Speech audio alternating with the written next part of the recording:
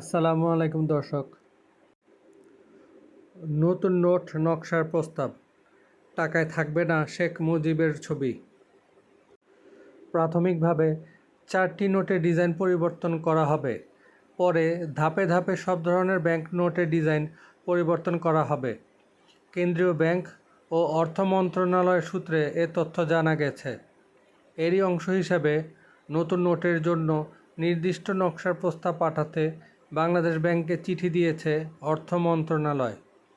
গত 29 সেপ্টেম্বর অর্থ বিভাগের ট্রেজারি ও ঋণ ব্যবস্থাপনা অনুবিভাগের উপসচিব এলিস শারমিন স্বাক্ষরিত চিঠিটি পাঠানো হয়। 20, 100, 500 ও 1000 টাকার নোটের ডিজাইন পরিবর্তনের সিদ্ধান্ত নিয়েছে সরকার। তাই বাংলাদেশ ব্যাংককে নতুন করে নোটের নকশা করার প্রস্তাব দেওয়া হয়েছে। নতুন এই নোটে থাকবে না শেখ মুজিবুর রহমানের ছবি। সাথে থাকার জন্য ধন্যবাদ দর্শক।